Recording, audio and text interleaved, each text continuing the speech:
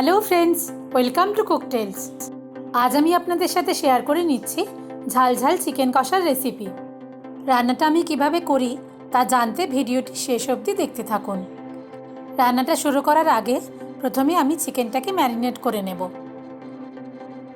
একটা বাটিতে চিকেনের টুকরোগুলো নিয়ে তার মধ্যে দিয়ে দিচ্ছে আদা, রসুন আর কাঁচা লঙ্কা একসাথে বাটা, সামান্য নুন, গোলমরিচের গুঁড়ো, হলুদ গুঁড়ো, কাশ্মীরি লঙ্কার গুঁড়ো, হাফ লেবুর রস,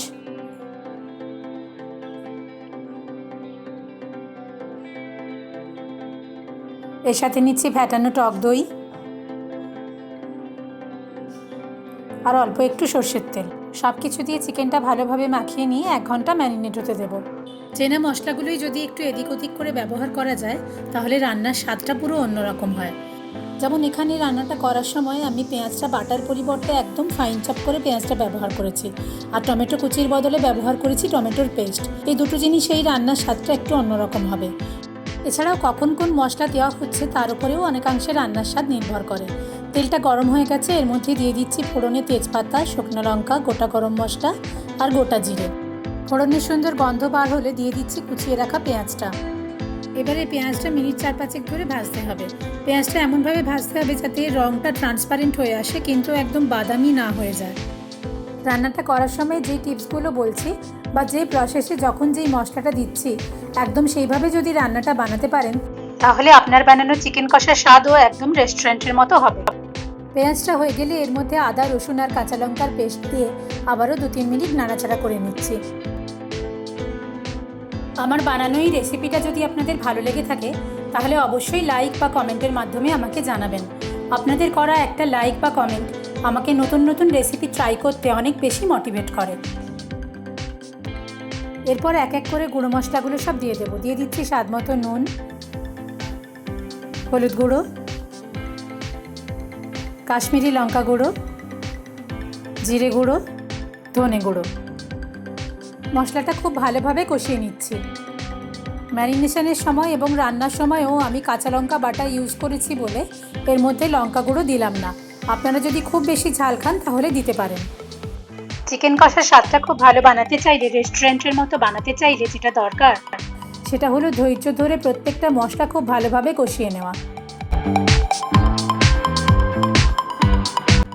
পেঁয়াজ, আদা, রসুন, কাঁচা লঙ্কা, গুঁড়ো মশলাগুলো সব একসাথে ভালোভাবে কষিয়ে নেওয়ার পরে আমি এর মধ্যে দিয়ে দিচ্ছি টমেটো বাটা। এবার এই টমেটো বাটা দেওয়ার পরেও মশলাটা খুব ভালোভাবে কষিয়ে নিতে হবে যতক্ষণ পর্যন্ত না টমেটোর কাঁচা গন্ধটা চলে যায় আর মশলা থেকে তেলটা আলাদা হয়ে আসে।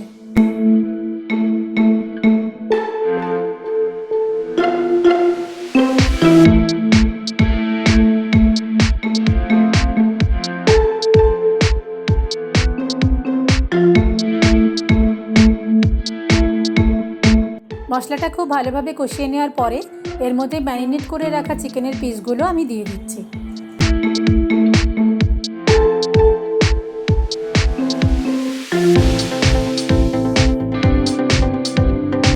এরপরে মশলার সাথে চিকেনটাকে খুব ভালোভাবে কষিয়ে নিতে হবে।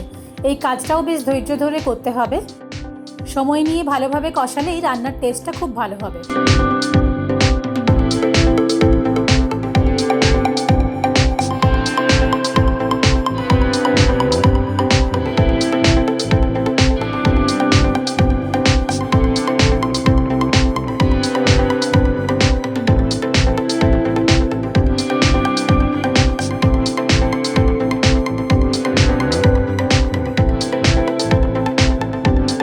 প্রয়োজন মতো মাঝে মাঝে কড়াইতে চাপা দিয়ে রান্নাটা হতে দিতে হবে।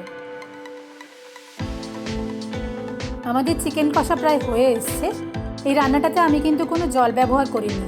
পেঁয়াজ এবং মশলা থেকে যে জল বেরিয়েছে তাতেই চিকেনটাও সেদ্ধ হয়েছে, আর সেটাই আমি গ্রেভিতে রাখবো। আপনারা চাইলে সামান্য একটু জল দিতেই পারেন, তবে চিকেন কষা আমি এভাবেই পছন্দ করি। এরপরে দিয়ে দিলাম গরম মশলা গুঁড়ো।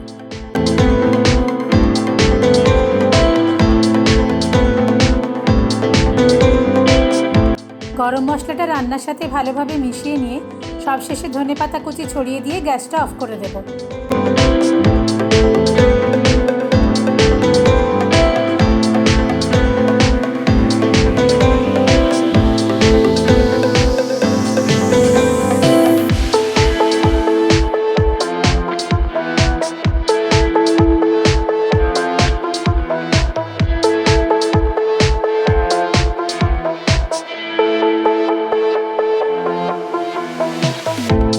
আমাদের আজকের রেসিপি রেস্টুরেন্টের মতো ঝালঝাল চিকেন কষা তৈরি হয়ে গেছে।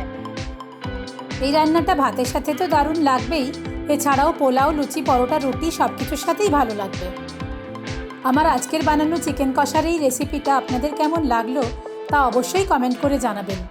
যদি ভালো লেগে থাকে ভিডিওটা লাইক আর শেয়ার করে দেবেন, আর আমার চ্যানেলটা সাবস্ক্রাইব করতে ভুলবেন না যেন। খুব শিগগির আসছি নতুন রেসিপি নিয়ে। টাটা।